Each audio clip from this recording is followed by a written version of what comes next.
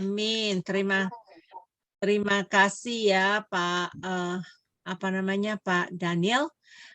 Sungguh excited kita akan mempersiapkan hati kita dan kita akan memberikan kesempatan ini kepada Evangelis Diarta untuk memberikan pemaparan pengajaran kita hari ini. Silakan Pak. Ya, shalom Bapak Ibu sekalian. Shalom. Bertemu kembali di pelajaran kali ini, dan yang Bapak Ibu yang baru pulang dari Holy Land ya, udah bisa bergabung kembali. Nah, kita sudah dalam pembahasan ketiga, tulah ketiga, dan pembahasan mengenai tulah yang pertama dan kedua, kita banyak sekali bahas banyak hal ya, tentang tulahnya, juga tentang arti eskatologisnya di akhir zaman, dan Bapak Ibu bisa ikutin rekamannya ya di channelnya Ibu Heni ya, channel Ya, YouTube Ibu Omi Heni. Hen. Iya. Nah, kita sekarang masuk ke dalam tulah yang ketiga. Kita langsung mulai aja. Dan kerangka pembahasan kita sama seperti pembahasan tulah-tulah yang sebelumnya. Ya, saya ulangi sekali lagi. Itu adalah tentang peringatan dan permulaan dari tulahnya seperti apa. Tulah ketiga ini tulah nyamuk ya. Tulah nyamuk, maaf saya salah sebut di pelajaran sebelumnya. Tulah nyamuk, tulah yang ketiga. Peringatan dan permulaannya seperti apa. Lalu hasil tulahnya bagaimana. Tujuan dari tulahnya apa. Reaksi Firaunnya seperti apa, ya Firaun dan pegawai-pegawainya ketika menghadapi tulah ini, dan apa arti sejarah penebusan yang terkandung di sini. Bagi kita di zaman sekarang ini, apa yang perlu kita waspadai? Kita masuk pertama tentang pemberitahuan dan permulaan dari tulah. Nah, tulah yang ketiga, yaitu tulah nyamuk ini berlangsung tanpa peringatan apapun. Ya, kalau di tulah yang pertama, tulah kedua, Musa dan Harun disuruh untuk datangi Firaun, Musa dan Harun, dan suruh sampaikan peringatan akan terjadi tulah apa-apa, kamu harus seperti apa. Di tulah yang ketiga ini tidak ada peringatan sama sekali. Ya. Dan tulah yang terjadi tanpa peringatan itu adalah tulah yang sebagai informasi Bapak Ibu, tulah yang ketiga, tulah yang keenam, dan tulah yang kesembilan. Ya, ada polanya yang cukup unik di sini. Di tulah yang ketiga, 6 dan 9 ini terjadi tanpa satu peringatan apapun. Jadi langsung terjadi begitu saja. Tuhan hanya berfirman kepada Musa dan Harun, kamu harus lakukan ini. Tapi nggak kepada Firaunnya. Mereka laksanakan dan tulah itu terjadi. Tepat setelah tulah yang kedua ya, yaitu tulah katak yang minggu lalu kita bahas. Tulah ini terjadi. Kita baca Keluaran 8 ayat 15 sampai 16. Baik, Bapak Ibu, saya akan membacakan Keluaran 8 ayat 15 sampai 16. Tetapi ketika Firaun melihat bahwa telah terasa kelegaan, ia tetap berkeras hati dan tidak mau mendengarkan mereka keduanya seperti yang telah difirmankan Tuhan. Ayat 16-nya, berfirmanlah Tuhan kepada Musa, katakanlah kepada Harun, ulurkanlah tongkatmu dan pukulkanlah itu ke debu tanah, maka debu itu akan menjadi nyamuk di seluruh tanah Mesir. Ya, tepat setelah Firaun merasa lega, katak-katak sudah mati, dia berkeras hati. Setelah itu Tuhan langsung berfirman kepada Musa. Ya. Musa suruh sampaikan kepada Harun. Kalau kita lihat dalam tata bahasa Ibraninya, di sini ya berfirmanlah, dalam bahasa Ibraninya itu ada istilahnya wow konsekutif atau wa ya. Artinya kejadian sebelumnya dan kejadian setelahnya itu terjadi langsung ya, berkesinambungan. Setelah ini langsung ini. Itu yang sering disebut sebagai wow konsekutif ya. Jadi tepat setelah yang sebelumnya, yang setelahnya terjadi. Tepat setelah tulah katak, tulah nyamuk ini terjadi. Lalu Harun menaati firman Tuhan ini. Kita lihat di ayat yang ke-17. Ayat yang ke-17 berbunyi demikian. Lalu mereka berbuat demikian. Harun mengelurkan tangannya dengan tongkatnya dan memukulkannya ke debu tanah. Maka nyamuk-nyamuk itu hinggap pada manusia dan pada binatang. Segala debu tanah menjadi nyamuk di seluruh tanah Mesir. Ya. Jadi Harun taat ya, di sini juga lalu, artinya langsung. Harun taat, pukulkan tongkatnya ke debu tanah, menjadi nyamuk. Hingga pada manusia dan pada binatang. Nah, di sini kalau kita lihat, Bapak Ibu, yang melaksanakan tulah ini adalah Harun kan, Harun yang mengulurkan tangannya, tongkatnya dipukulkan ya. Seolah-olah subjeknya adalah Harun ini. Tapi coba kita lihat ayat referensinya di Mazmur 105 ayat 31. Ya, saya akan baca Mazmur 105 ayat 31 berkata demikian. Ia berfirman, maka datanglah lalat pikat dan nyamuk-nyamuk di seluruh daerah mereka. Ya, di sini meskipun subjek yang melaksanakan ini tampaknya adalah Harun, tapi nyatanya siapa? Firman Tuhan. Ya, di balik tindakan dan ketaatan Harun ada firman Tuhan, dan firman Tuhan itulah yang berkuasa untuk mendatangkan lalat pikat, ini malapetaka yang keempat, dan nyamuk-nyamuk ini yang malapetaka yang ketiga yang kita bahas hari ini. Ya, jadi yang berkuasa pada akhirnya walaupun manusia yang bertindak, yang berbuat, yang pada akhirnya yang ada kuasa itu di mana? Firman Tuhan. Ketika Harun bertindak sesuai dengan firman Tuhan, baru ada kuasanya. Ya, maka kita pun dalam kehidupan kita, tindakan kita akan ada kuasanya atau tidak, itu tergantung oleh apa? Apakah itu sesuai dengan firman Tuhan apa tidak. Ketika itu sesuai firman Tuhan, barulah akan ada kuasanya. Barulah pekerjaan Tuhan tampak, kemuliaan Tuhan tampak. Jadi harus selalu merenungkan firman, memegang firman Tuhan, barulah kehidupan kita bisa menunjukkan kuasa yang daripada Tuhan.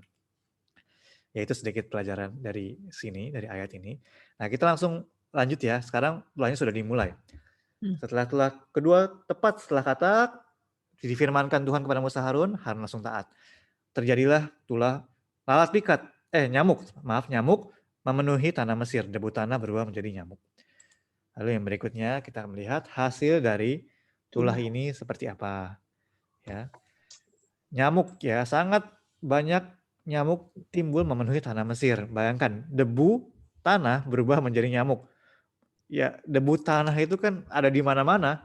Apalagi di zaman itu kebersihannya mungkin berbeda dengan zaman sekarang. Kita sudah serba mandi, serba segala macam.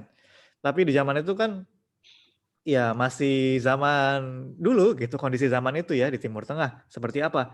Debu tanah itu pasti menempel di mana-mana, di barang, di rumah, di kemah, bahkan di badan orang, badan binatang, di pakaian, ya karena kondisi lingkungannya yang seperti itu. Jadi bayangkan jika semuanya itu Bapak Ibu di tanah maupun di yang menempel pada tubuh orang berubah menjadi nyamuk. Banyak sekali kan berarti nyamuknya, dan sangat mengerikan kalau kita lihat ya. Kita kalau malam dinyamukin 1-2 aja udah pusing. Ini nyamuknya memenuhi tanah Mesir. Dan kalau kita lihat nyamuk dalam bahasa Ibraninya adalah ken. Bentuk jamak jadi kinim ya. Tapi kata dasarnya adalah ken. Ini artinya adalah semua serangga yang menempel lalu menyuntikkan air liurnya dan menghisap darah. Ya. Dan banyak Alkitab yang menerjemahkannya sebagai nyamuk atau genat ya, atau apa ya istilah bahasa Inggrisnya. Tapi kalau kita lihat ini juga bisa diterjemahkan sebagai kutu. Kutu itu lebih kecil lagi ya dari nyamuk ya. Kalau nyamuk dan kutu itu melompat dan menempel. Kalau nyamuk itu berterbangan. Ada sedikit beda di sana. Tapi kita bisa lihat ini bisa menunjuk kepada kutu. Kenapa kutu? Kalau kita lihat di Keluaran 8 ayat 17 ini, sebenarnya kata hinggap, di sini ada kata hinggap ya, seolah-olah itu terbang lalu hinggap pada manusia. Tapi sebenarnya dalam naskah asli Ibraninya, kata hinggap ini nggak ada. Jadi mungkin bisa begini ya, nyamuk-nyamuk itu ada, gitu, ada pada manusia dan pada binatang. Karena debu tanah yang ada di tanah maupun yang menempel tentunya di badan orang, di pakaian orang maupun di binatang, itu berubah menjadi kutu. Ya, jadi debu tanah yang ada itu yang berubah menjadi kutu. Dan kutu itu ya bisa melompat-lompat ya, nempel ke binatang atau nempel pada orang. Dan menghisap menghisap darah juga, ya menghisap darah dan lebih ke menempel ya. Jadi kutu itu lebih menempel, nggak terbang-terbang. Kalau nyamuk kan nempel, kita usir dia terbang, ya kita tepok dia mati. Tapi kalau kutu lebih sifatnya itu lebih nemplok terus nempel terus, gitu. Susah untuk dilepaskan. Mungkin kalau Bapak Ibu ada yang pelihara binatang, kucing atau anjing cukup tahu ya betapa susahnya untuk lepasin kutu itu kalau udah nempel. Ya, jadi kutu ini mengingat sifatnya itu ada di dalam menempel pada tubuh manusia dan hinggap atau bukan hinggap ya, menghisap darah. Jadi bisa kita lihat itu lebih menunjuk kepada kutu sebenarnya dibandingkan kepada nyamuk. Lebih kecil ya, menempel, menghisap darah, ya, menempel di rambut, menempel bahkan di alis, di mata, di kulit semuanya, dan membuat gatal yang nggak tertahankan kan, menghisap darah. Ya, sangat menyengsarakan ini Bapak Ibu, bisa dibayangkan ya, menyengsarakan ya. Dan kutu ini menghinggapi semua orang, baik itu manusia ataupun binatang di seluruh tanah Mesir. Di seluruh tanah Mesir. Baik orang yang rendahan, yang berstatus sosial rendah maupun yang berstatus sosial yang paling tinggi, yaitu Firaun. Semuanya nggak terkecuali dihinggapi oleh kutu-kutu ini dan ini sangat menyengsarakan. Ya, bisa dibayangkan ya situasinya, Bapak Ibu, seperti apa. Dan malapetaka mengenai kutu ini yang paling sedikit catatannya di antara tulah-tulah yang lainnya ya, hanya 4 ayat, yaitu di Keluaran 8 ayat tadi 16 sampai ayat 19, hanya 4 ayat. Dan kita akan gali berdasarkan ayat yang cukup sedikit ini ya Bapak Ibu, sebagai tambahan informasi. Nah, jadi seperti itulah hasil dari tulahnya ya, yang menyengsarakan seluruh tanah Mesir, baik orang maupun binatang. Nah, kita lanjut. Tujuan dari tulahnya. Tujuan dari tulahnya. Nah, tidak ada peringatan dan tidak disebutkan tujuan dari tulah ini. Ya, catatannya paling sedikit mengenai tulah ini sekali lagi. Tapi karena tulah ini berlangsung tepat setelah tulah yang berikutnya, tulah Katak, bisa kita lihat tujuannya masih sama dengan apa yang disebutkan pada tulah Katak. Yaitu apa? Kita sudah belajar di pelajaran sebelumnya, agar Israel beribadah kepada Tuhan. Ya, Israel adalah umat Tuhan yang kita pelajari sebelumnya. Tuhan ingin menjadi raja atas umat Israel, ingin melindungi, ingin bertanggung jawab atas umat Israel. Maka kita ingin mendapat perlindungan Tuhan, kita ingin mendapatkan bimbingan Tuhan, kita adalah umat Tuhan dan kita harus sadar bahwa tugas utama kita adalah apa? Beribadah kepada Tuhan. Mengabdi kepada Tuhan. Itulah tugas kita. Tuhan gak pengen kita menjadi hambanya Firaun atau hamba dosa. Tapi Tuhan ingin kita menjadi hamba. Dia, ya, Tuhan sendiri. Hamba, ya. Sebagai pengingat lagi, ibadah dalam bahasa Ibrani-nya berasal dari kata abad. Ya. Artinya bekerja kasar atau seperti buruh, atau dari kata ini berkembang menjadi hamba, ya, atau abdi. Jadi artinya kita beribadah kepada Tuhan itu bukannya datang ke gereja hari Minggu, dengar firman, selesai. Hidupku ya hidupku, bukan. Artinya kita beribadah sebagai orang-orang yang beribadah kepada Tuhan adalah kita mengakui bahwa Tuhanlah Tuhan kita, majikan kita. Apa yang menjadi kehendak Tuhan itu harus kita ikuti dengan mutlak dalam seluruh kehidupan kita, bukan hanya dengan persoalan datang ke gereja. Ya, itulah artinya beribadah kepada Tuhan yang sesungguhnya. Dengan begitu baru kita menjadi umat Tuhan, Tuhan menjadi raja atas kita, dan Tuhan yang memberikan perlindungan yang mutlak atas kita. Ya. Lalu setelah itu Bapak Ibu, tujuannya apa? Tuhan mengadakan tulah nyamuk ini, nah itu adalah juga untuk menunjukkan bahwa Dia adalah Tuhan yang melemahkan bangsa Mesir, bangsa yang paling kuat di zaman itu, kuasa yang paling kuat di zaman itu, dengan hal-hal yang paling remah atau remeh. Ini ayatnya 1 Korintus 1 ayat 27. Ya, kita sudah banyak bahas ayat ini di pelajaran-pelajaran sebelumnya Bapak Ibu. Ya. Tuhanlah yang memakai hal-hal yang kecil, kutu ya, kecil, remeh, hina, tapi itu dipakai Tuhan untuk menyengsarakan kerajaan yang paling kuat di zaman itu. Karena beliau kan kejar Jadi untuk meskipun maksudnya dia. suara-suara. Iya. Maaf. Ya, saya mute dulu. Ya, oke. Ya, meskipun meskipun kita lemah, kita kecil ya di mata dunia, justru apa? Lewat kita yang seperti demikian kita bisa Tuhan pakai untuk pekerjaan-pekerjaan Dia yang besar. Dan meskipun kita nggak lemah di mata dunia, misalnya kita cukup terpandang, kita ada kuasa, ada materi, terpandang dan sebagainya. Apakah kita nggak bisa dipakai Tuhan? Bisa. Caranya apa? Kita harus bisa melihat dosa kita baru harus bisa mengakui diri kita itu remah dan rendah di hadapan Tuhan. Nah, di saat itu baru kita bisa dipakai Tuhan. Tapi kalau ketika kita dengan segala materi dan segala status martabat kita sombong di hadapan Tuhan, oh lewat saya Tuhan bisa pakai banyak, saya hebat, saya orang hebat. Tuhan nggak bisa pakai. Ketika kita benar-benar merendahkan diri di hadapan Tuhan, kita menyadari dosa kita, kelemahan kita di hadapan Tuhan, barulah Tuhan bisa pakai untuk pekerjaan Dia yang besar. Makanya Tuhan juga dalam perumpamaan bilang kan, ada orang Farisi ahli Taurat berdoa di rumah ibadat, keras-keras berdiri. Nah, Tuhan gak pandang itu sebagai sesuatu yang bagus, malah sangat buruk. Tapi seorang yang sadar dirinya berdosa, gak bisa mengangkat muka di bait suci, tapi berdoa dengan sungguh-sungguh, yang menangis ya, meratapi dosanya, itu yang Tuhan pandang sebagai yang indah di mata Dia. Ya. Perihal kita sadar diri kita, sadar dosa kita, lewat firman Tuhan, hanya bisa lewat firman Tuhan. Kita bisa sadarin betapa lemahnya, betapa rendahnya diri kita di hadapan Tuhan.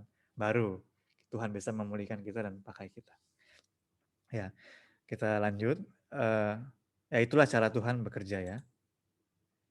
Terakhir, yang keempat, karena cukup pendek catatan tulahnya, ya kita akan banyak bahas di sini. Reaksi Firaun terhadap tulahnya seperti apa? Ya. Reaksi Firaun terhadap tulah. Nah, tulah yang kali ini itu tingkatannya lebih besar atau lebih intens daripada tulah-tulah yang sebelumnya. Kenapa? Karena pada tulah ini benda mati berubah menjadi makhluk hidup. Debu tanah. Aslinya debu tanah. Kalau di tulah sebelumnya, tulah pertama, oke. Air jadi darah. Ya, benda mati jadi benda mati. Yang kedua, Tuhan membuat kata-kata timbul dari sungai. Artinya ya mereka berkembang biak dengan sangat cepat dan keluar dari sungai. Tapi yang ketiga ini sumbernya jelas bahwa dari debu tanah. Itu berubah menjadi nyamuk atau kutu. Oleh karena itu, ahli-ahli Mesir tidak bisa lagi meniru tulah ini. Coba kita baca ayat berikutnya, ayat 18.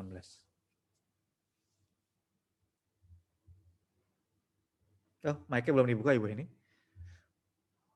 Oh maaf. Ya. Keluaran 8 ayat 18.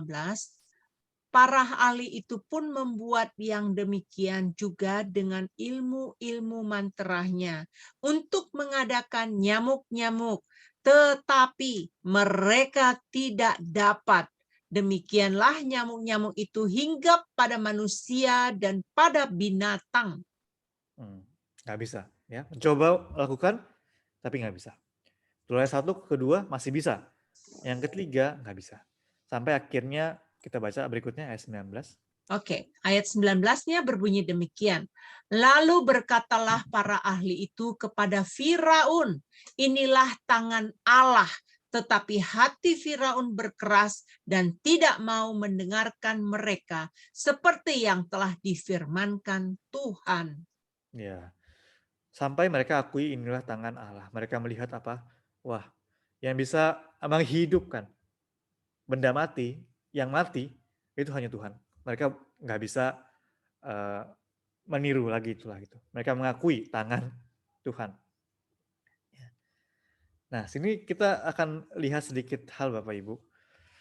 Sampai tulah yang kedua, ahli Mesir masih bisa meniru tulah-tulah itu. Artinya, ahli-ahli Mesir, mereka pun ada kuasa. Mereka pun bisa melakukan hal-hal yang ajaib, yang seperti mukjizat. Kita harus sadar Bapak Ibu bahwa setan pun bisa memberikan kuasanya, atau setan pun memiliki kuasa untuk mengadakan hal-hal yang ajaib, yang seperti mukjizat. Kita sudah pernah membahas hal ini sedikit sebelumnya ya. Kita lihat ayatnya di Wahyu 16 ayat 14. Ini di tulah yang sebelumnya kita telah bahas. Bahwa akan ada roh-roh najis seperti katak di hari akhir menyesatkan banyak umat pilihan dengan tanda dan mujizat. Ya. Lalu peringatan Yesus coba kita baca lagi Matius 24 ayat 24. Ibu ini. Matius 24 ayat 24 berkata demikian. Sebab Mesias-Mesias palsu dan nabi-nabi palsu akan muncul dan mereka akan mengadakan tanda-tanda yang dahsyat dan mujizat-mujizat, sehingga sekiranya mungkin mereka menyesatkan orang-orang pilihan juga. Ya. Tanda-tanda yang dahsyat, mujizat-mujizat. Ya, dahsyat artinya sangat memukau. Sangat luar biasa. Ya. Oleh karena itu di sini juga saya baru kepikiran Bapak Ibu, karena kemarin di dalam program Q&A ya dari channel GPBSI Jakarta, di situ Pendeta Yun menjelaskan mengenai iman yang melihat mujizat. Apakah itu bisa bertahan atau tidak? Apakah kita boleh berpaut pada hal itu atau tidak? Ada penjelasan yang cukup banyak dan cukup menarik. Bapak Ibu bisa buka channel GPBSI dan lihat Q&A yang baru saya diputar kemarin malam. Nanti linknya mungkin bisa saya berikan. Ketika intinya, ketika iman kita masih iman yang kanak-kanak, iman yang masih menantikan suatu tanda, melihat suatu hal-hal yang ajaib terjadi, maka apa? Akan celaka di hari akhir. Kenapa celaka di hari akhir? Karena setan akan melakukan hal-hal itu di hari akhir. Ketika iman kita hanya mengejar hal-hal yang memuaskan hawa nafsu kita lewat suatu mujizat semata, maka akan jatuh ke dalam godaan-godaan Mesias-Mesias palsu dan nabi-nabi palsu di hari akhir ini. Maka harus ada iman yang bertumbuh, yaitu iman yang apa? Yesus katakan, berbahagialah orang yang tidak melihat namun percaya. Iman yang berdasarkan kepada firman dan janji Tuhan. Ya, ada banyak sekali penjelasan mengenai hal ini lewat program ini, Q&A yang kemarin baru ditayangkan, Bapak Ibu bisa lihat ya. Ini sedikit saya berikan gambaran kasarnya. Berhubungan dengan pelajaran kita hari ini. Nabi-nabi palsu akan mengadakan tanda dan mujizat yang besar. Ya. Jadi setan memiliki kuasa demikian. Ya, tapi Bapak Ibu kita bisa tenang. Kenapa? Karena kuasa yang yang ada pada setan itu adalah apa? Kuasa yang tidak mutlak. Ini yang kita harus ingat. Kuasa yang pada ada setan adalah kuasa yang tidak mutlak. Kepada Ayub juga, Ayub dia yang dicobaikan oleh setan iblis. Tapi dan kuasa setan iblis itu dari mana? Itu pun dari Tuhan. Ya. Tuhan yang memberikan kuasa. Jadi setan iblisnya punya kuasa. Tapi apa? Itu adalah kuasa yang dari Tuhan sendiri. Dan itu adalah kuasa yang tidak mutlak atau yang terbatas. Kalau dalam case-nya Ayub, awalnya Tuhan bilang, oke, boleh jamah semua halnya, hanya jangan jamah tubuhnya. Lalu berikutnya, oleh jamah tubuhnya juga boleh, hanya jangan jamah nyawanya. Ya seperti demikian, setan punya kuasa untuk mengadakan malapetaka, untuk mengadakan tanda mujizat, untuk menyengsarakan orang. Tapi kuasa itu adalah kuasa yang terbatas. Nah, sekarang kita lihat apa alasannya Tuhan memberikan kuasa tersebut kepada setan. Apa alasannya? Coba kita baca Ulangan 13 ayat 1 sampai 3. Baik, saya akan baca Ulangan 13 ayat 1 sampai 3. Apabila di tengah-tengahmu muncul seorang nabi atau seorang pemimpi, dan ia memberitahukan kepadamu suatu tanda atau mukjizat. Yang keduanya, dan apabila tanda atau mukjizat yang dikatakan kepadamu itu terjadi, dan ia membujuk, mari kita mengikuti Allah lain yang tidak kau kenal, dan mari kita berbakti kepadanya. Ayat ketiga, maka janganlah engkau mendengarkan perkataan nabi atau pemimpi itu, sebab Tuhan Allahmu mencoba kamu untuk mengetahui apakah kamu sungguh-sungguh mengasihi Tuhan Allahmu dengan segenap hatimu dan dengan segenap jiwamu. Ya, ini mengerikan sekali kalau saya baca ayat ini ya. Ketika terjadi tanda, mujizat, dan itu terjadi, pasti nggak mudah untuk melewati ujian ini ya. Tapi tujuannya Tuhan apa? Untuk melihat apakah kita sungguh-sungguh mengasihi Tuhan Allah kita dengan segenap hatimu dan segenap jiwamu apa tidak. Coba kita balik Bapak Ibu.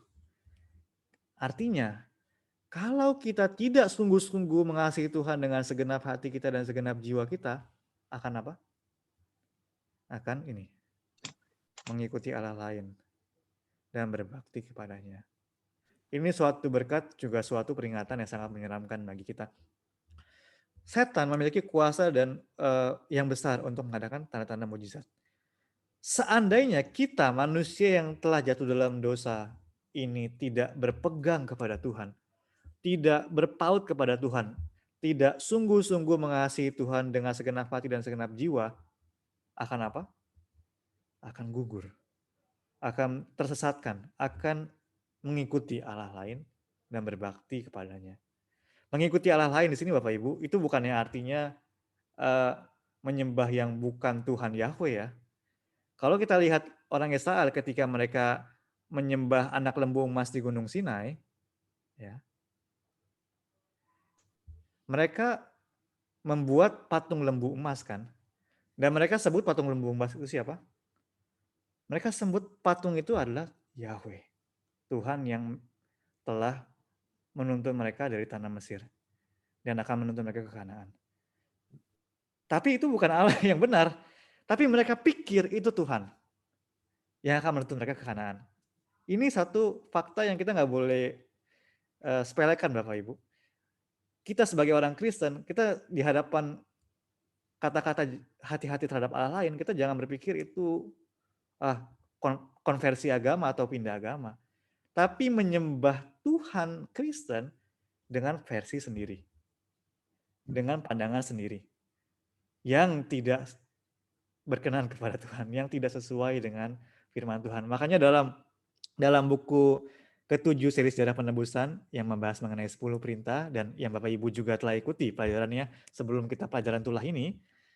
Dalam perintah kedua Tuhan bilang jangan membuat patung untuk disembah. Bahkan Tuhan kalian pun, aku pun, Tuhan Yahweh pun, kamu gak boleh buat patungnya. Kenapa Tuhan bilang seperti itu? Salah satu pelajaran yang bisa kita tarik di situ adalah Tuhan itu adalah Allah roh. Manusia ketika membuat patung, manusia membayangkan kan, oh rupa Tuhan seperti apa? Oh Tuhan ini, misalnya ketika membuat patung Dewa Wisnu misalnya, atau Dewa Siwa. Oh karena itu garang, tegas, maka ada giginya, maka tangannya ada berapa, maka perutnya buncit karena makmur, dan lain sebagainya. Tapi Tuhan bilang, umatnya nggak boleh sekalipun membuat rupa diri dia. Apa makna yang terkandung di dalam hal itu?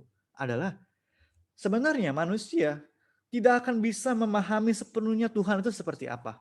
Tuhan itu adalah roh, ya, dan manusia gak bisa memahami sepenuhnya Tuhan seperti apa, dan manusia akan terus-menerus belajar mengenai Tuhan dan mengejar hadirat Tuhan, tapi gak bisa memahami Tuhan sepenuhnya seperti apa. Ketika manusia membentuk suatu patung, artinya manusia mengkotakan, oh sifat Tuhan itu seperti apa. Gitu. Ketika orang Israel membuat patung lembu emas, mereka pikir Tuhannya seperti itu rupanya, dan mereka sembah, dan sembah itu dengan cara yang sesuai dengan apa yang mereka pikirkan sendiri. Ya. Jadi Bapak Ibu, kita di sini kembali lagi perlu sungguh-sungguh mengasihi Tuhan Allah dengan segenap hati dan segenap jiwa. Kalau tidak, kita akan menyembah Tuhan versi kita sendiri. Tanpa sadar kita akan masuk ke dalam penyembahan berhala itu. Makanya Bapak Ibu memiliki antusias untuk belajar Alkitab, untuk mengikuti kelas seperti ini di tengah minggu ya, di malam hari di waktu Amerika dan pagi hari sekali di waktu Indonesia. Saya percaya Bapak Ibu sedang berusaha untuk mengasihi Tuhan. Dan dengan demikian kita akan bisa mempunyai gambaran akan Tuhan yang jelas, ya, yang sejati, yang bukan sesuai dengan versi kita atau kemauan kita sendiri. Ya. Itulah yang Tuhan inginkan pada kita. Untuk terus mempelajari tentang Dia, mengenal Dia lebih dalam dan lebih dalam lagi. Ya, ada lagunya ya, percayalah kepada Tuhan dengan segenap hatimu dan jangan bersandar kepada pengertianmu sendiri. Ya, jangan bersandar pada pengertian kita. Oke, lanjut lagi. Tadi sedikit sampingan. 2 Tesalonika 2 ayat 9 sampai 12. Tolong dibaca, Bu Heni. Baik, saya baca ya, 2 Tesalonika 2 ayat 9 sampai 12. Kedatangan si pendurhaka itu adalah pekerjaan iblis dan akan disertai rupa-rupa perbuatan ajaib, tanda-tanda dan mujizat-mujizat palsu. Ayat 10, dengan rupa-rupa tipu daya jahat terhadap orang-orang yang harus binasa karena mereka tidak menerima dan mengasihi kebenaran yang dapat menyelamatkan mereka. Ayat 11, dan itulah sebabnya Allah mendatangkan kesesatan atas mereka yang menyebabkan mereka percaya akan dusta. Ayat 12, supaya dihukum semua orang yang tidak percaya akan kebenaran dan suka kejahatan. Ya. Jadi kita sudah lihat ya, di perjanjian lama Tuhan peringatkan akan ada tanda mujizat orang nabi palsu. Yesus pun nubuat di Matius 24 ayat 24. Di sini Paulus juga nubuatkan di akhir zaman akan terjadi. Di Wahyu juga dikatakan lagi akan ada tanda dan mujizat yang menyesatkan. Jadi kita harus camkan ini baik-baik. Dan di sini dikatakan itu tanda-tanda dan mujizat itu akan apa? Akan membinasakan mereka yang tidak menerima dan mengasihi kebenaran yang menyelamatkan mereka. Ya. Maka kita harus apa? Sungguh-sungguh terima. Apa kebenaran yang menyelamatkan kita? Jelas itu adalah firman Tuhan. Dan apa yang harus kita lakukan? Dibilang menerima. Setelah menerima, belum cukup. Mendengar firman Tuhan belum cukup, tapi mengasihi. Mengasihi itu artinya apa? Memikirkan lagi, dan sungguh-sungguh melakukannya dalam kehidupan kita sehari-hari. Ya, harus seperti itu, harus menerima, harus mencari firman Tuhan, mengejar firman Tuhan. Lalu setelah terima, bukan cuma terima, tapi melakukannya, menyampaikannya lagi. Ketika demikian baru bisa terluput dari apa? Tanda-tanda dan mujizat-mujizat palsu tersebut. Makanya satu hal yang harus kita camkan lagi, jangan kita memiliki iman yang terpaku kepada mujizat atau tanda-tanda yang kelihatan. Memang Tuhan bekerja lewat itu, ya. Yesus banyak bekerja lewat itu. Di dalam perjalanan umat Israel dari Mesir ke Kanaan pun, di masa awalnya Tuhan banyak lakukan mujizat. Ya. Tapi yang Tuhan inginkan apa? Bertumbuh. Tuhan lalu berikan firman Tuhan di Gunung Sinai kan. Setelah Tuhan berikan firman Tuhan di Gunung Sinai, mujizatnya mulai jarang terjadi. Malah ada yang ada apa? Ada ujian lah, ya. Ada hukuman dari Tuhan ketika nggak taat. Itulah pertumbuhan yang Tuhan inginkan pada kita. Yaitu kita berpaut kepada firman Tuhan. Janji Tuhannya apa. Dan percaya. Ya. Nah, lalu selain itu juga, kita juga tidak boleh remehkan kuasa setan. Kalau nggak salah di pelajaran awal kita sudah sedikit bahas mengenai ini ya. Jangan remehkan kuasa setan. Manusia yang tidak berpaut pada Tuhan pasti akan jatuh. Makanya perlu sungguh-sungguh mengasihi Tuhan ya. Sungguh-sungguh mengasihi Tuhan. Tanpa Tuhan, manusia yang sudah berdosa nggak bisa menang atas setan. Kita bisa lihat ini contohnya di mana Bapak Ibu? Contohnya di Taman Eden kan. Hawa. Kenapa Hawa bisa terbujuk oleh setan? Kita bisa melihat dia memiliki iman yang tidak yakin terhadap firman Tuhan. Oh, katanya Tuhan bilang, kalau makan buah pohon pengetahuan baik dan jahat, nanti mati. Tuhan bilang pasti mati. Hawanya bilang nanti mati. Ada keraguan di situ. Ada menambahkan dan mengurangi firman di situ. Akhirnya apa? Jatuh ke dalam godaan setan. Ya kan? Makanya perlu sungguh-sungguh menerima dan mengasihi kebenaran yang dapat menyelamatkan, yaitu firman Tuhan. Dengan begitu baru tidak disesatkan. Nah, seperti apa bentuknya menerima dan mengasihi kebenaran ini? Ya, ya, satu hal yang paling simpel, baca Alkitab.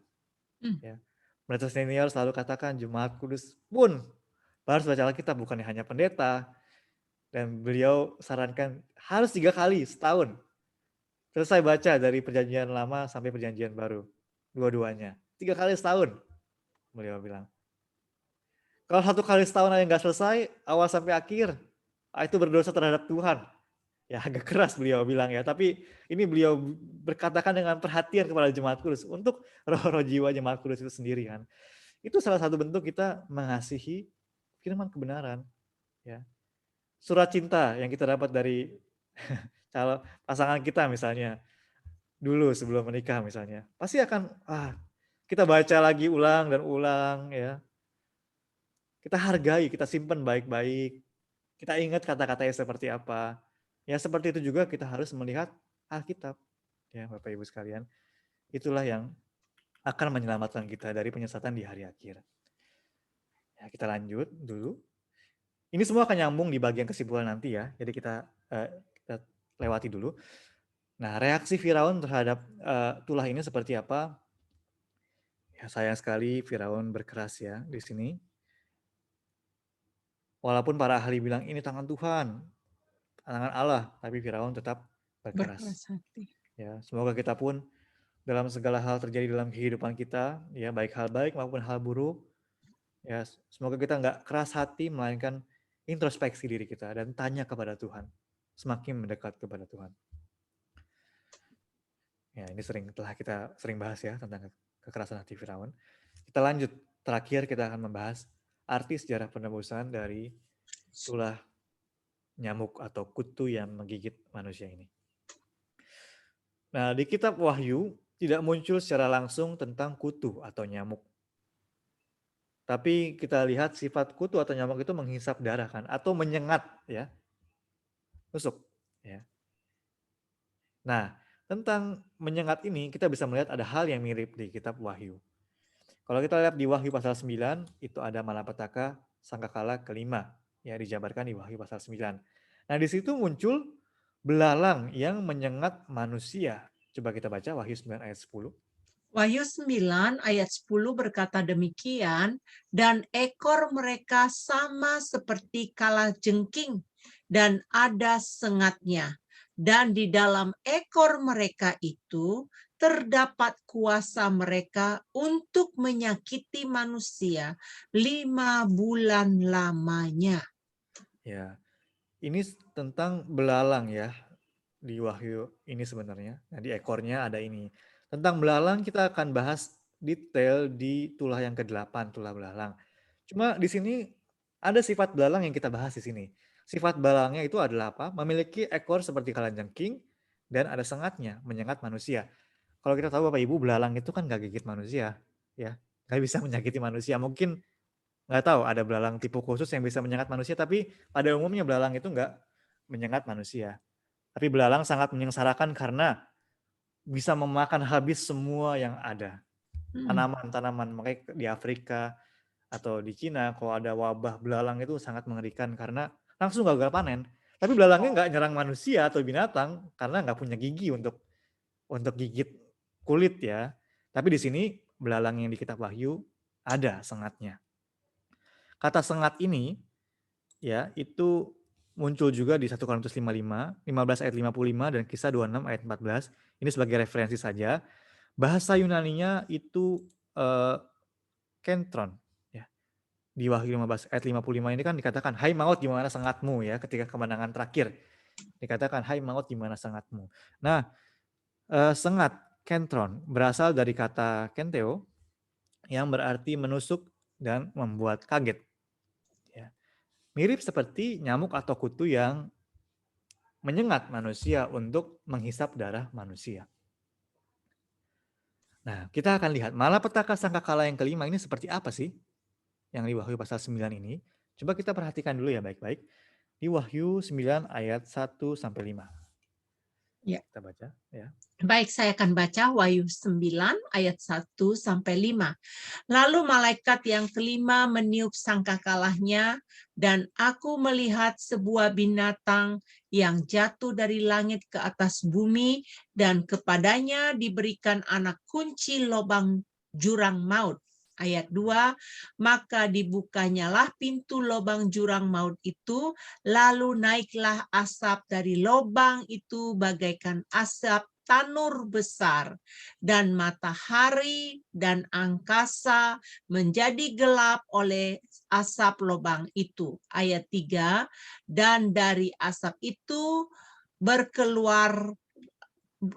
berkeluaranlah belalang ke atas bumi, dan kepada mereka diberikan kuasa sama seperti kuasa kalajengking di bumi.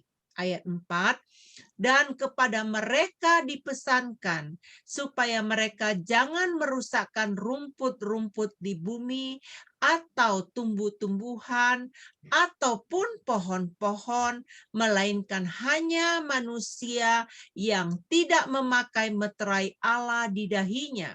Ayat kelima, dan mereka diperkenankan bukan untuk membunuh manusia, melainkan hanya untuk menyiksa mereka 5 bulan lamanya.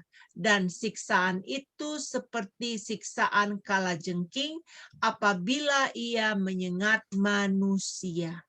Nah, ya. Sampai sejauh ini ada malapetaka-malapetaka lainnya yang seperti bencana alam. Tapi di sini sedikit berbeda. Ini adalah malapetaka yang spesifik. Ya. Ini nggak merusak alam, tapi merusak hanya manusia. Artinya terkontrol, ya. Dan bukan untuk membunuh manusia. Kalau bencana alam kan manusia bisa mati, bisa enggak. Tapi di sini jelas ini bukan untuk membunuh manusia, tapi hanya menyiksa 5 bulan namanya. Jadi ada batasannya, ada kontrolnya di sini. Ya, ini spesifik. Ada waktunya juga 5 bulan lamanya, ada jangka waktunya. Ya. Bukan suatu bencana alam yang menimpa secara membabi buta seperti biasa. Ya. Lalu ada ekor kalajengking yang menusuk dan menyengat 5 bulan. Jadi kita bisa melihat ini adalah malapetaka yang menyerang dunia mental manusia. Menyiksa, ya seperti tawanan perang biasanya disiksakan untuk menghancurkan mental mereka atau untuk mengeluarkan suatu rahasia, tapi nggak boleh sampai mati, ya. Makanya penyiksaan-penyiksaan itu biasanya mengerikan sekali ya. Nggak boleh sampai mati, tapi menyengsarakan manusia. Ini makanya ini dibilang menyerang dunia mental manusia. Kita akan sedikit melihat apa artinya malapetaka sangkakala yang kelima ini. Kalau kita lihat binatang jatuh dari langit, ini menunjuk kepada sosok setan yang jatuh dari langit. Di Lukas 10 ayat 18, Yesaya 14 ayat 12, kita juga bisa melihat ya. Ini ayat-ayat referensinya dicatat aja mengenai setan. Sosok yang dilemparkan ke bumi dari angkasa itu menunjuk kepada setan pada umumnya ya. Lalu di situ terjadi lubang jurang maut. Jurang maut dalam bahasa Indonesia, tapi kalau dalam Alkitab NKJV, New King James, dikatakannya bottomless pit atau lubang yang tidak berdasar. Sedikit berbeda ya, maut, tapi yang satu lagi lubang yang tidak berdasar. Dan dari situ keluar asap, sehingga matahari dan angkasa nggak kelihatan karena asap itu. Dan disitulah ada kalajengking. Ya. Dan ekor kalajengking, kita bisa melihat itu menunjuk kepada apa Bapak Ibu? Itu menunjuk kepada nabi palsu. Ada satu ayat referensi yang menjelaskan mengenai ini, di Yesaya 9 ayat 13 sampai 16. Kita baca dulu ya. Ini Yesaya 9 ayat 13 sampai 16. Baik, saya akan baca ya. Tetapi bangsa itu tidak kembali kepada Dia yang menghajarnya, dan mereka tidak mencari Tuhan semesta alam, Maka Tuhan mengerat dari Israel kepada kepala dan ekor, batang dan ranting pada satu hari juga. Tua-tua dan orang yang terpandang itulah kepala, dan nabi yang mengajarkan dusta itulah ekor. Sebab orang-orang yang mengendalikan bangsa ini adalah penyesat, dan orang-orang yang dikendalikan mereka menjadi kacau. Ya. Di sini tua-tua yang terpandang itu kepala, tapi nabi di situ menunjuk kepada ekor. Dan itu menyesatkan.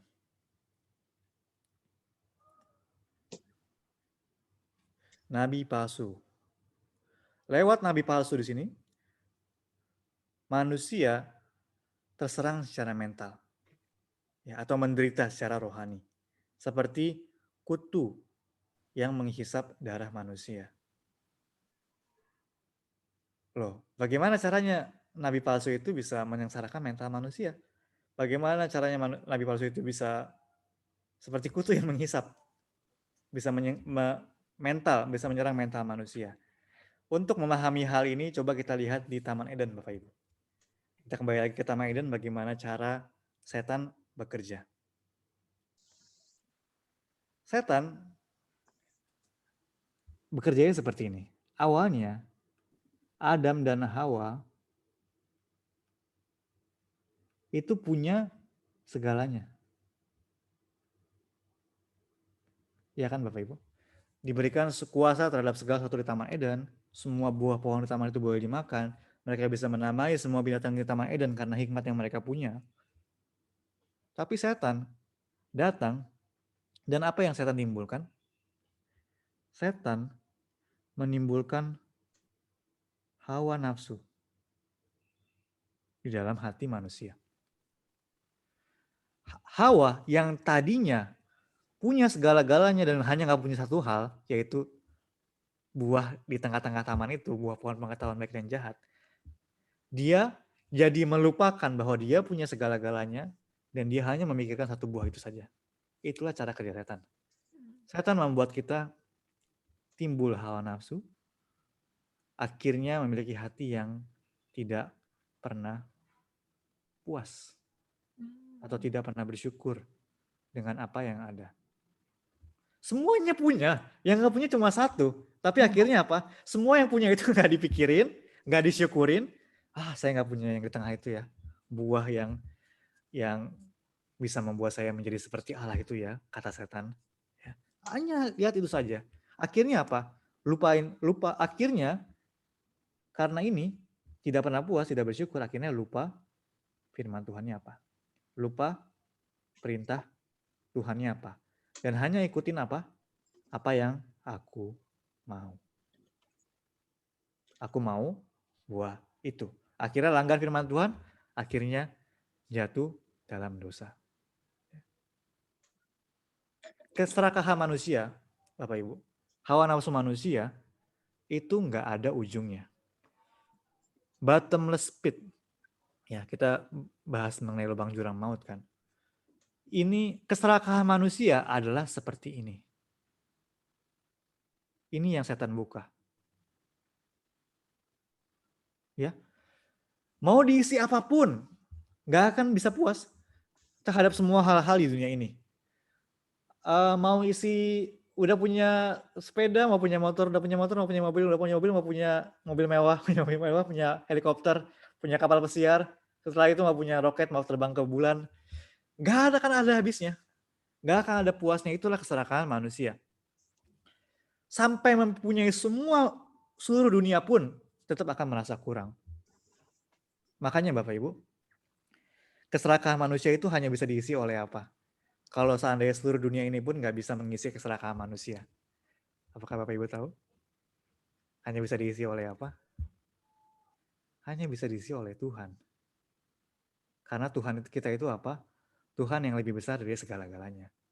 Hanya ketika manusia ada Tuhan di dalam hati, barulah manusia itu bisa merasakan puas dan syukur. Hanya ketika ada Tuhan. Kalau Tuhan yang nggak ada, hati manusia itu terbuka, ternganga, itu menjadi lubang jurang maut. Mengejar, terus mengejar hal-hal ini itu dan tidak pernah puas. Akhirnya sengsara, ya, tidak puas kan. Akhirnya inilah yang sengsara. Makanya Bapak Ibu, kita sebagai pengajar-pengajar firman juga, sebagai pendeta, dan sebagai ya yang mengajarkan firman, yang men-sharingkan firman, kita harus selalu tekankan syukur dan bisa berpuas terhadap apa yang ada. Itu yang Paulus selalu ajarkan kan. Karena ketika kita tanpa sadar kita menimbulkan keserakahan atau hawa nafsu dalam hati manusia, mengejar hal-hal manusia, mengejar kenikmatan daging, ya maka kita pada akhirnya akan menyengsarakan mental manusia itu. Nggak pernah puas, akhirnya sengsara terus. Makanya kalau kita lihat di zaman sekarang, ya Bapak Ibu, era sosial media, era di mana manusia itu semakin depresi karena melihat banyak hal tapi nggak bisa mencapai banyak hal, akhirnya stres, depresi, bunuh diri, dan lain sebagainya. Ya kan, nyatanya zaman sekarang manusia semakin terbuai untuk menginginkan ini itu. Ya. Di zaman dulu mungkin manusia hanya iri tetangganya punya sapi baru, tapi di zaman sekarang manusia iri di belahan bumi yang lain orang punya mobil apa gitu. Sekarang zaman yang sangat mengerikan. Ya. Seperti itulah setan bisa bekerja di zaman sekarang ini. Di padang gurun pun sama. Orang Israel udah Tuhan keluarkan dari Mesir. Tapi ada orang-orang bajingan di antara mereka atau orang-orang bangsa lain yang ikut keluar dari Mesir juga. Mereka ini apa? Mereka menghasut orang Israel untuk pengen balik lagi ke Mesir. Karena di Mesir ada daging, di Mesir ada bawang prei, mereka bisa nikmatin daging itu di Mesir. Akhirnya Israel pengen kembali lagi ke Mesir, pengen kembali lagi kepada segala kedagingan mereka. Ya. Itulah kesengsaraan mental yang kita harus hati-hati di hari akhir. Makanya kita kembali ke pertengahan pelajaran kita tadi, kita harus sungguh-sungguh apa? Sungguh-sungguh mengasihi firman Tuhan. Kenapa? Nah, coba kita lihat. Nah, yang terluput dari kesengsaraan bagaikan kalajengking, penderita mental ini adalah orang yang menerima materai Allah di dahi mereka. Coba kita baca Wahyu 9 ayat 4. Oke, saya akan baca Wahyu 9 ayat 4 yang berbunyi demikian. Dan kepada mereka dipesankan, supaya mereka jangan merusakkan rumput-rumput di bumi atau tumbuh-tumbuhan ataupun pohon-pohon, melainkan hanya manusia yang tidak memakai meterai Allah di dahinya. Ya, hanya manusia yang memiliki materai Allah di dahi, mereka nggak akan disengat atau diserang oleh sengatan ini dari malapetaka sangkakala yang kelima ini. Ya. Dan kalau kita baca di ayat referensinya di Wahyu 7 ayat 2-3, Wahyu 7 ayat 4, 14 ayat 11, ya. Yang menerima materai Allah ini disebut sebagai hamba-hamba Allah. Ya. Abdi-abdi Allah. Tadi kita dibahas, di awal sudah bahas. Mereka yang beribadah kepada Tuhan. Mereka yang membaktikan diri mereka kepada Tuhan. Materai. Di zaman dahulu materai itu kan pakai cap panas ya.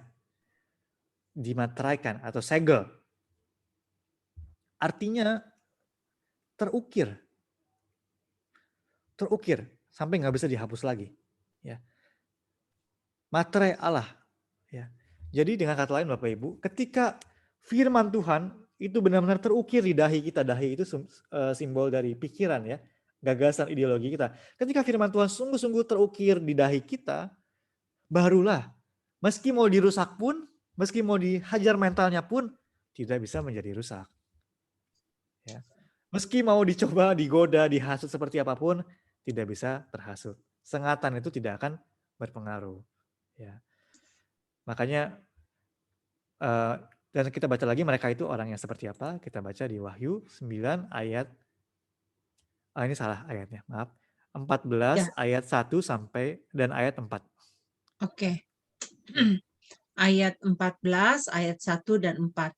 Dan aku melihat sesungguhnya anak domba berdiri di bukit Sion dan bersama-sama dengan dia 144.000 orang dan di dahinya mereka tertulis namanya dan nama Bapanya.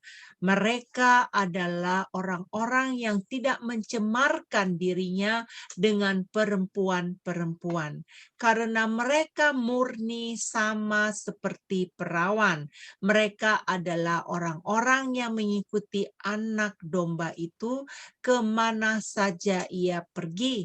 Mereka ditebus dari antara manusia sebagai korban-korban sulung bagi Allah dan bagi anak domba itu. Ya, amin. Jadi Bapak Ibu, ini ayat terakhir kita hari ini.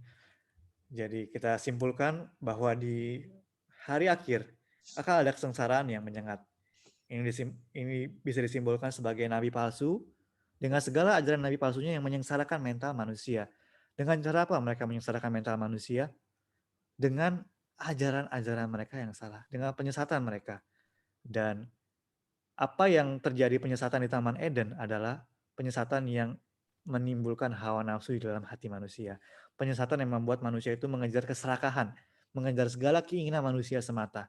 Itulah yang membuat manusia itu gagal dan jatuh. Itulah yang membawa kesengsaraan kepada manusia. Ketika nggak mengajar hawa nafsu dan keserakahan, akan ada syukur, damai, ketenangan. Bahkan dalam situasi buruk seburuk apapun, bersyukur, tenang, dan cukup merasa puas bersama dengan Tuhan. Tapi ketika ada kesengsaraan, mau situasi sebagus apapun, seada apapun, akhirnya sengsara. Ya, itulah yang akan terjadi di hari akhir.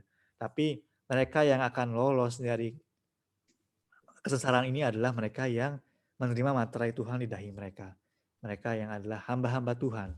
Dan terakhir di sini dikatakan mereka adalah orang yang tidak mencemarkan dirinya dengan perempuan-perempuan, sama seperti perawan. Sama seperti perawan, artinya bukan perawan secara fisik ya, tapi seperti perawan. Kita di pelajaran sebelumnya telah bahas perzinahan rohani itu apa? Itu adalah kita bersahabat dengan dunia.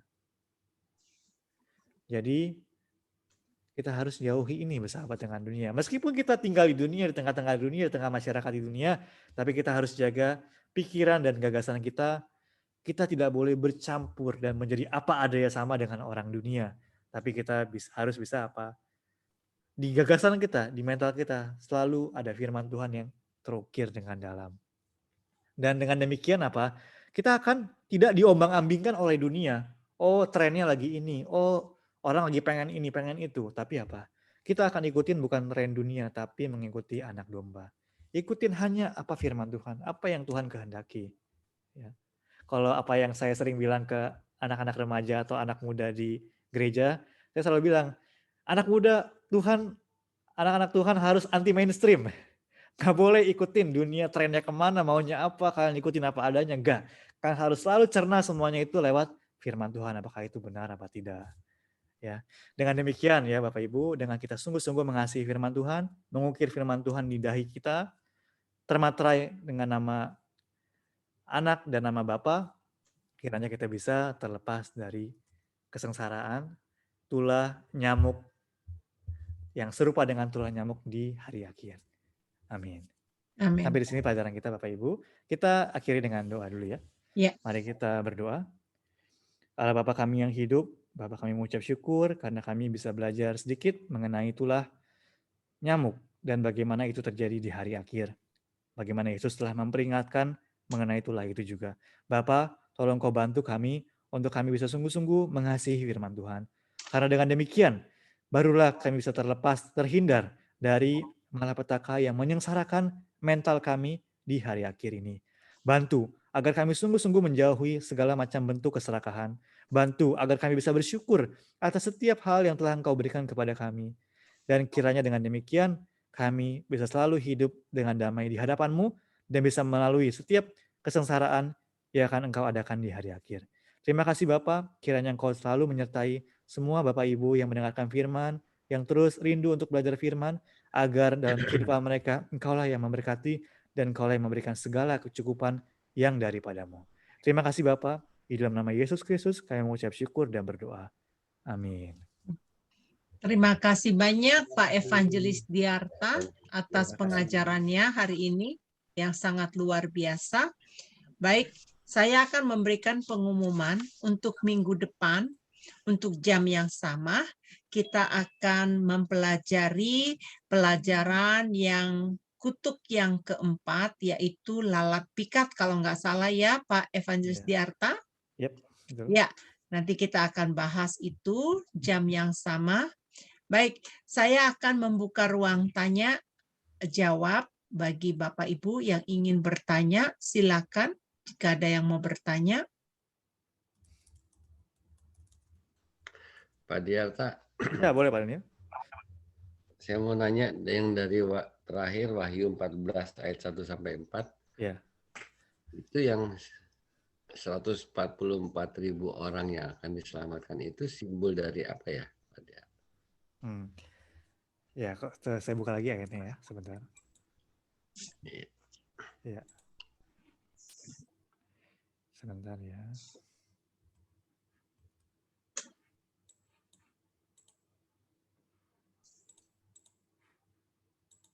Nah, ya, kita baru lihat sedikit kan di sini kan.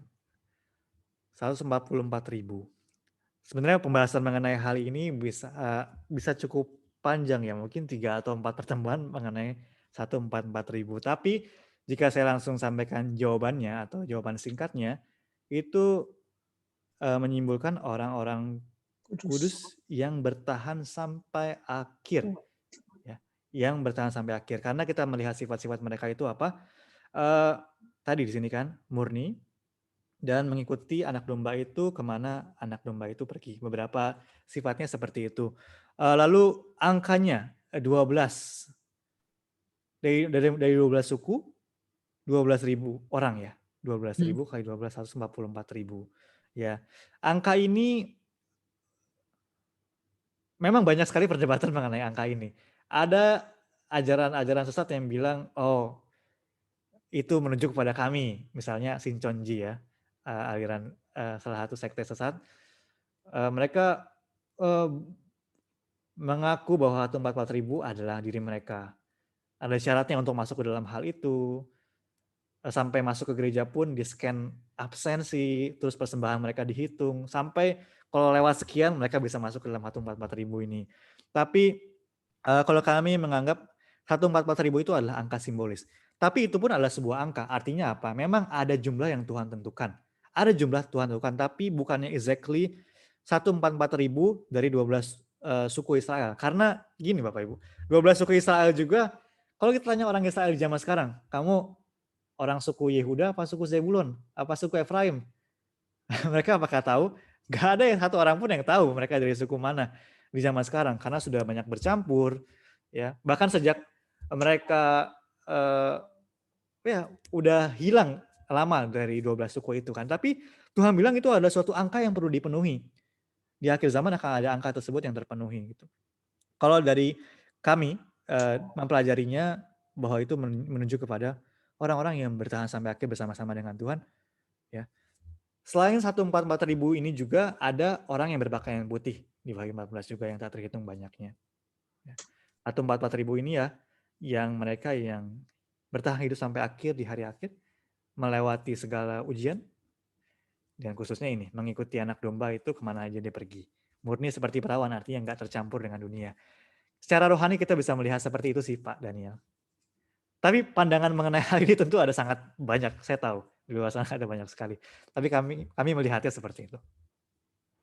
Ya, terima kasih banget Bang Diarta. Ya. Bagus sekali ya pertanyaannya. Baik. Ya. Masih adakah lagi? Sebelum yang lain, saya akan memberikan pengumuman juga. Untuk kelas sejarah penebusan, kami mengadakan juga ada hari Senin dan hari Selasa, itu kelasnya Pak Rusdi. Nanti saya akan bagikan linknya. Pak Rusdi untuk hari Senin, dia membahas buku yang kedua, dan untuk hari Selasa, dia membahas buku yang ke-7. Kalau hari ini kita mempelajari buku yang ke-8, karena ini adalah kasih anugerah dari Tuhan, sebenarnya buku ini belum terbit, tetapi karena Evangelis Diarta yang mentranslate-nya dari bahasa Korea ke bahasa Indonesia sehingga kelas ini boleh berlangsung.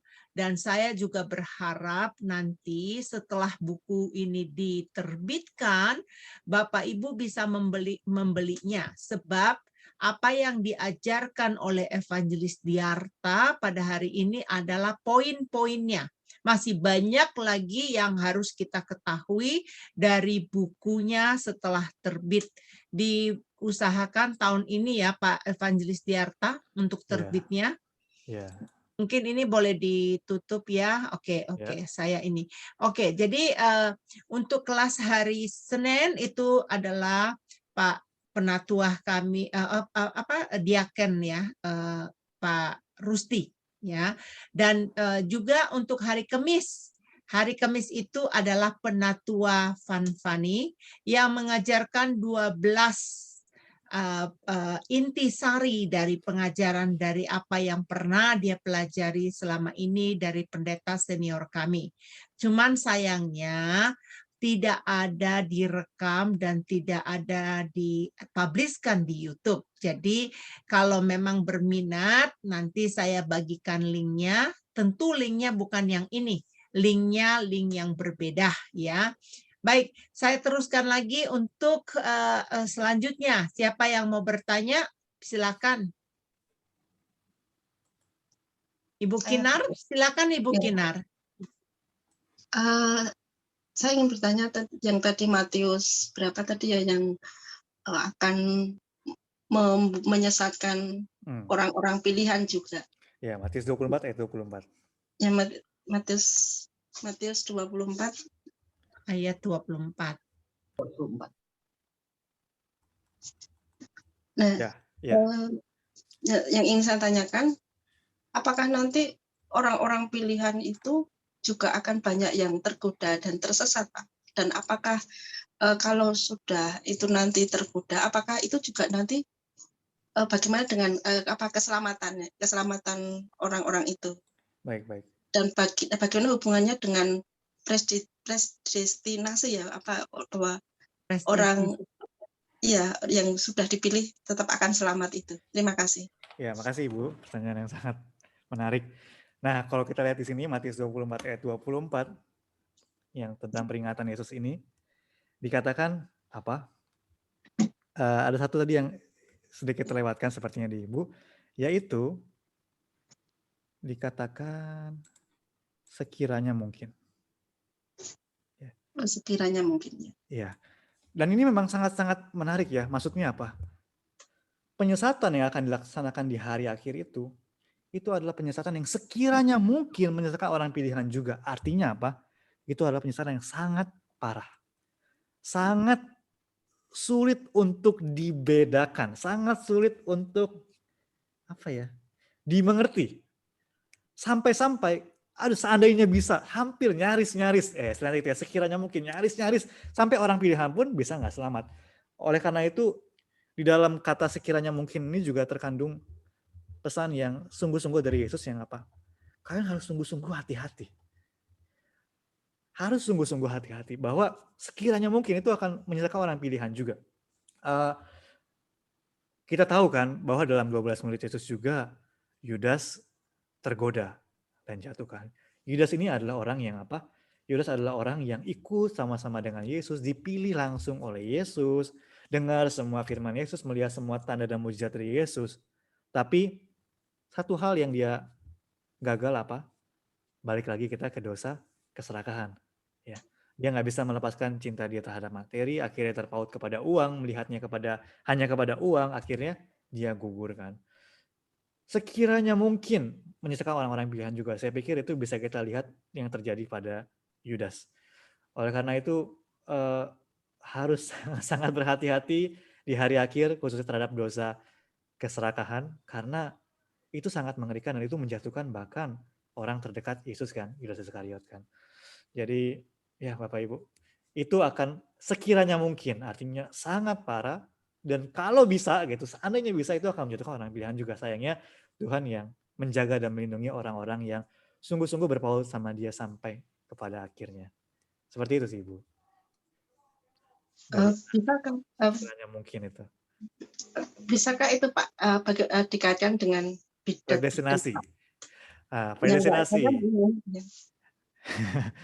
Predestinasi itu saya nggak bisa jelaskan semuanya di sini karena itu sangat panjang penjelasannya. Tapi saya bisa kasih link yang tentang predestinasi ya Ibu ya.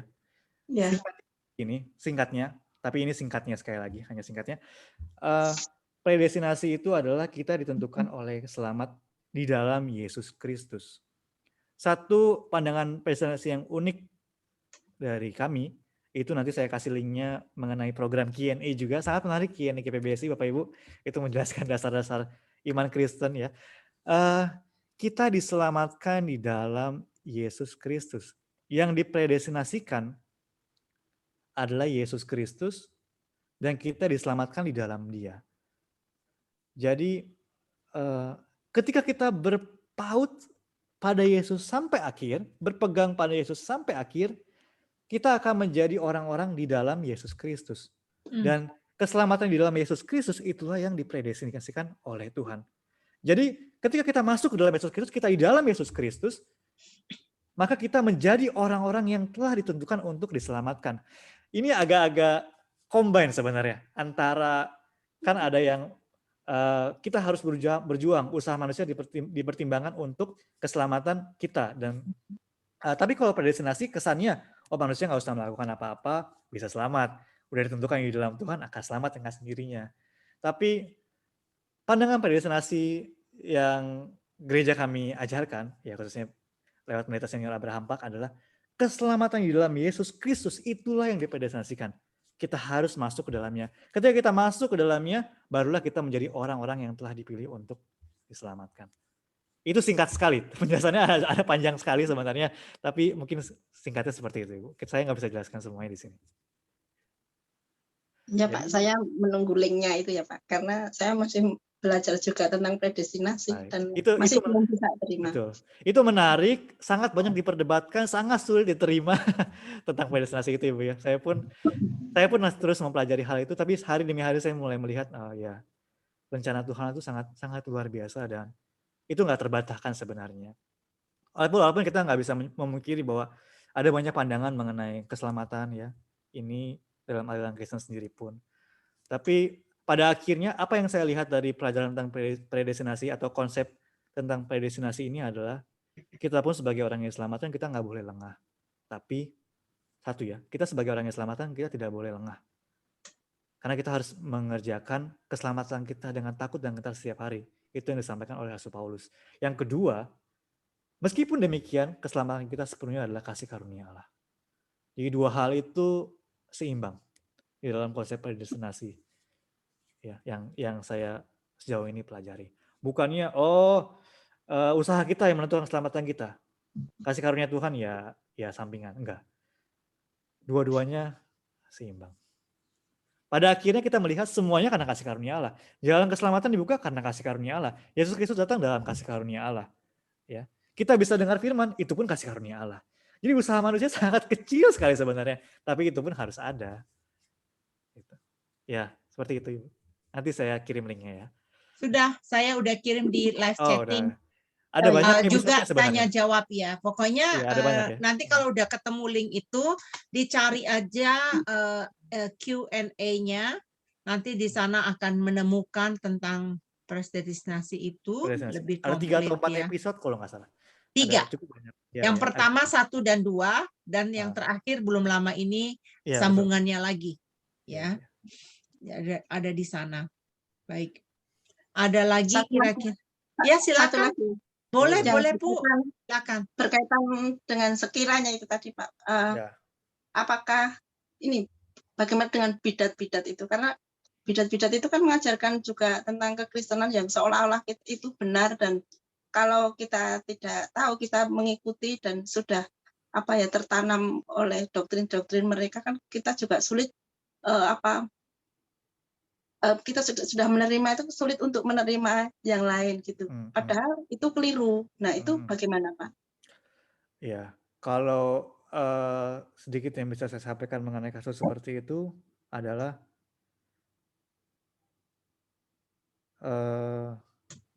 tadi yang nasihat dari pendeta senior Abraham Park bahwa kami pun dari gereja kami pun dari pendeta senior Abraham Park dalam buku Sejarah Penebusan dan segala seminar yang kami laksanakan, ujung-ujungnya prinsip kami adalah kembali ke Alkitab.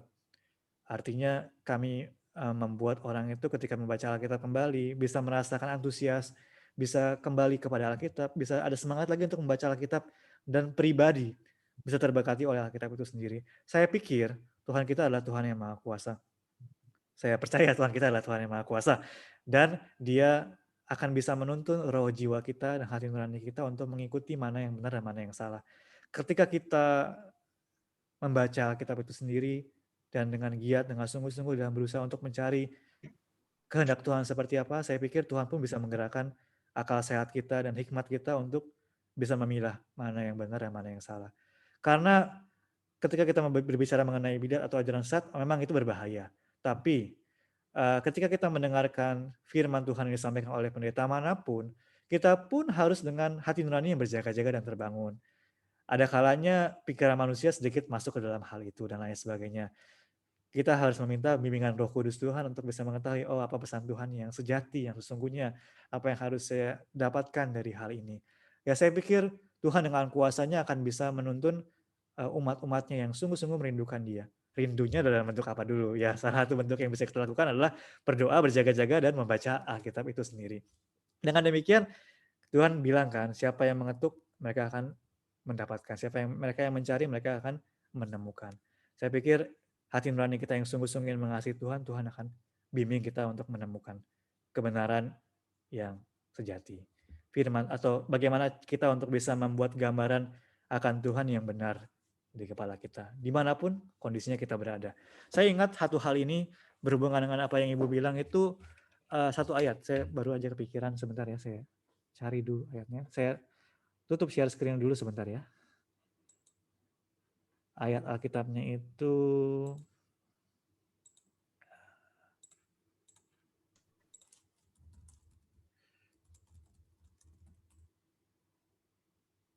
Matius 23 ayat 3. Boleh dibacakan Ibu?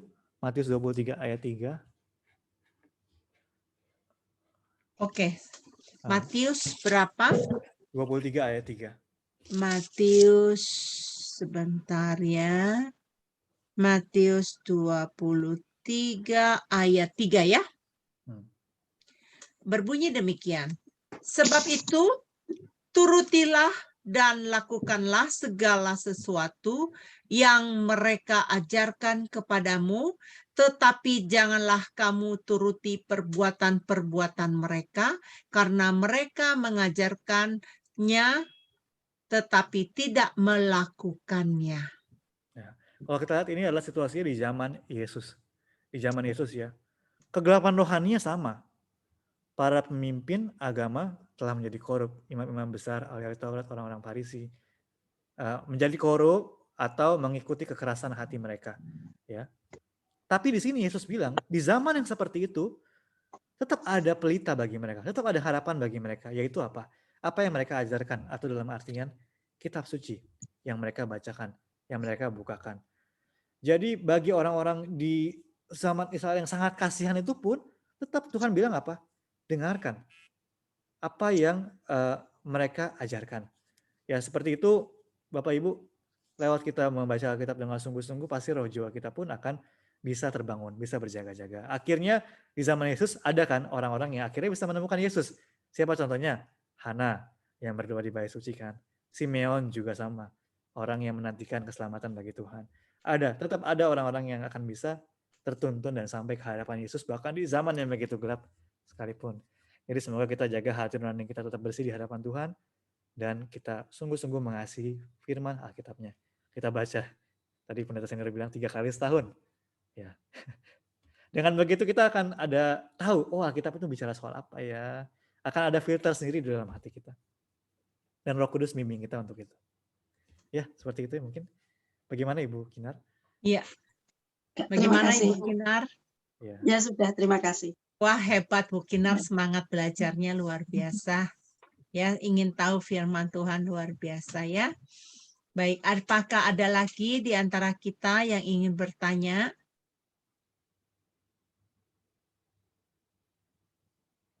Saya sepertinya sudah harus jalan, udah pas Ya, setengah baik, nggak 9, apa-apa. setengah Baik, 9. Bapak Ya. Ibu, nanti minggu depan ya saya akan bagikan account gereja ya bagi siapa Bapak Ibu yang terbeban untuk memberikan persembahan untuk melancarkan percetakan biaya percetakan buku ya supaya lancar. Jadi kalau memang ada terbeban nanti minggu depan saya akan tampilkan account-nya dari gereja kami di Indonesia ya. Baik Ya. Bapak Ibu, terima kasih untuk kehadirannya. Sampai ketemu lagi di minggu depan ya. Ya, Tuhan terima kasih. memberkati. Terima kasih Evangelis Ya, Diarta. terima kasih. Baik. Adiarta, Tuhan berkati. Ya, Tuhan berkati.